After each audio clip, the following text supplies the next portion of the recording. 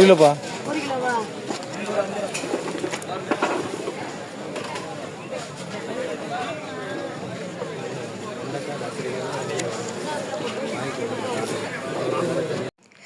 Hi friends, இன்றைக்கி என்ன vlog பார்க்க போகிறோன்னா சந்தை விலாக் தான் பார்க்க போகிறோம்.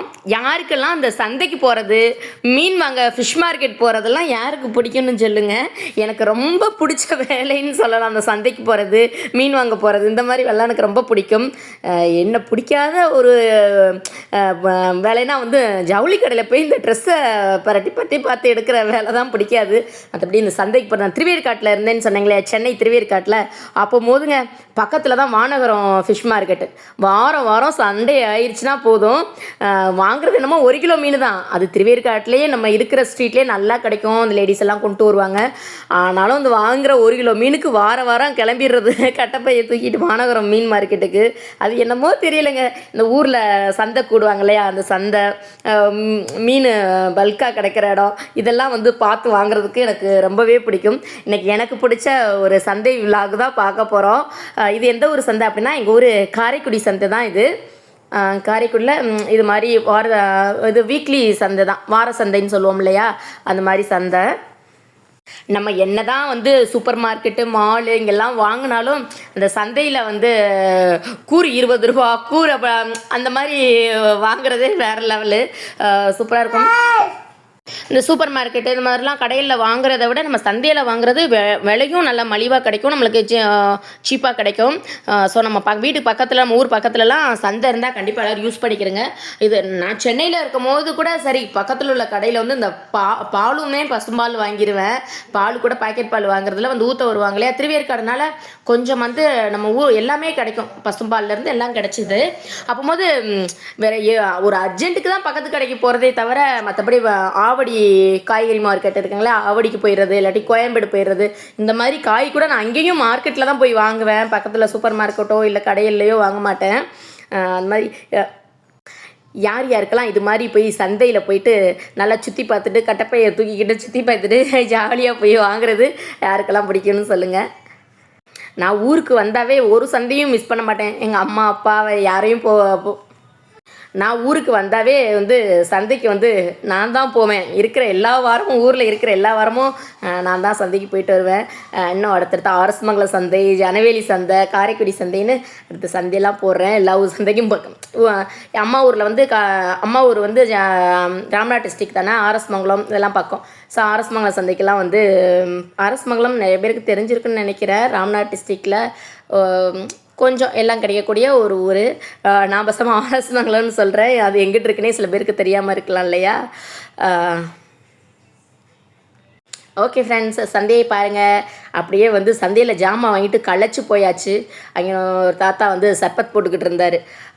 வெயிலுக்கு சர்பத்தை குடிக்கலான்னு சொல்லிட்டு சர்பத், ஆளுக்கு ஒரு சர்பத். நான், எங்கள் மச்சான், என் ஹஸ்பண்டு, எங்கள் அப்பா இவ்வளோ பேர் தான் போயிருந்தோம் சந்தைக்கு. ஏன்னா சந்தைக்கு வந்து கொஞ்சம் பொருளாக இருந்தால் நான் மட்டும் போய் வாங்கிட்டு வந்துடலாம். அடுத்த நம்ம வீட்டில் வந்து கிடா வெட்ட போகிறோம். ஸோ நிறைய பேர் வந்து சொல்லி வருவாங்க இல்லையா, கொஞ்சம் நிறைய சமையல் பண்ணுற மாதிரி இருக்கும் கிடா விருந்துனாவே. ஸோ அதுக்கு தான் ஜாமான் வாங்குகிறோம். அதனால் எல்லாம் கொஞ்சம் பல்காக வாங்குற மாதிரி இருந்தது. அதனால் தூக்குறதுக்கெலாம் ஆள் வேணும்னு தான் என் ஹஸ்பண்ட் அப்பாலாம் வந்தாங்க. வெயிலுக்கு எதமாக சூப்பராக ஒரு சர்பத்தையும் குடிச்சிட்டு அடுத்து வந்து சந்தையில் பச்சை ஆரம்பிக்கலாம் அப்படின்னு சர்பத் போட்டுக்கிட்டு இருக்காங்க. இன்னும் குடிக்க போகிறோம். ஓகே ஃப்ரெண்ட்ஸ், தொடர்ந்து வீடியோவை பாருங்கள். சந்தை எப்படி இருக்குன்னு சொல்லுங்கள் மறக்காமல். உங்களுக்கு கைஸ் கம்மியாக போட சொல்லுங்க.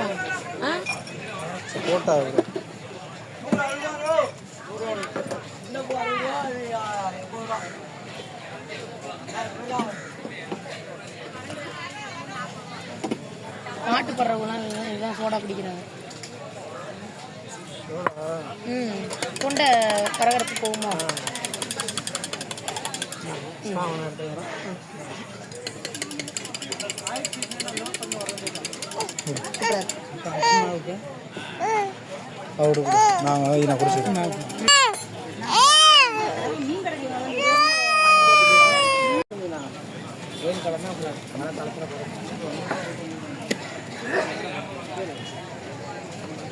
குனிங்கடி ஆச்சி ஐஸ்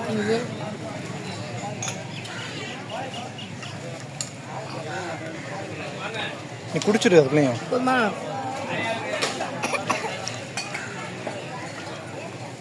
அப்படியே வரும். அப்படியே இந்த பக்கம் வந்தால் நிறைய ரோ இருந்தது, நிறைய வரிசை, அந்த சந்தைக்குள்ளேயே நிறைய வரிசையாக இருந்தது. அந்த பக்கம் போனால் பழங்கள், அந்த அங்கிட்டு போனால் வந்து மீன் நண்டு அந்த மாதிரி ஐட்டம், இங்கிட்டு பூவு இது மாதிரி இருந்தது. கட்டின பூவு, உதிரி பூ, இது மாதிரி எல்லா பூவுமே வச்சு வித்துட்டு இருந்தாங்க. நம்மளும் அப்படியே கொஞ்சம் உதிரி பூவை கொஞ்சம் வாங்கிட்டு வீட்டில் போய் கட்டலாமேன்னு அப்படியே வாங்கிக்கிட்டு கிளம்பியாச்சு.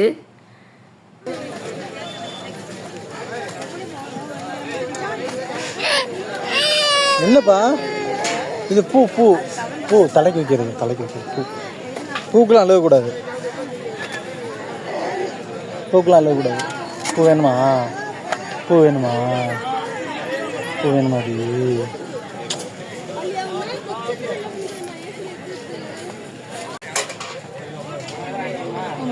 ம்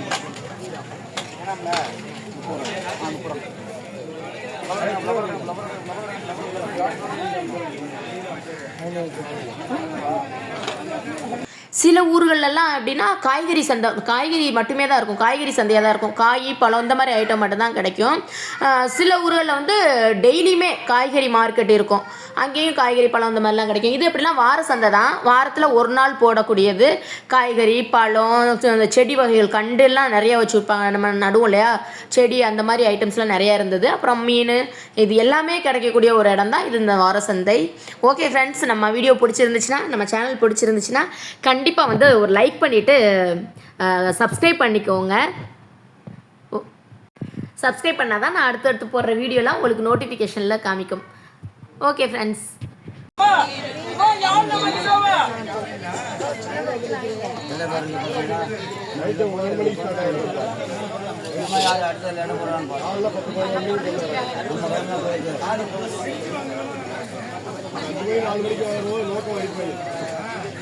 அப்படியே 10 கையில் இருக்கு, அப்படியே 1000 ரூபாய் கொடுங்க. 20 கையில் இருக்கு, அப்படியே 1000 ரூபாய் கொடுங்க.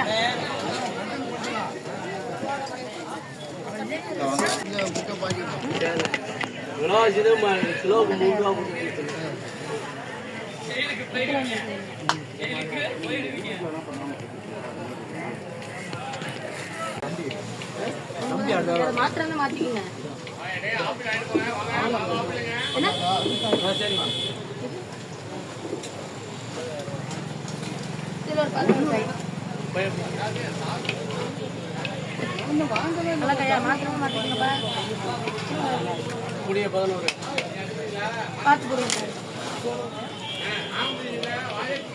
நீங்க எடுத்துக்கா 11 ரூபாய்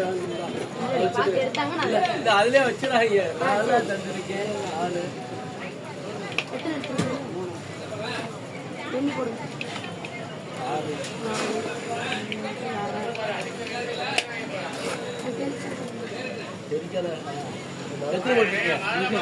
இதோட 6 7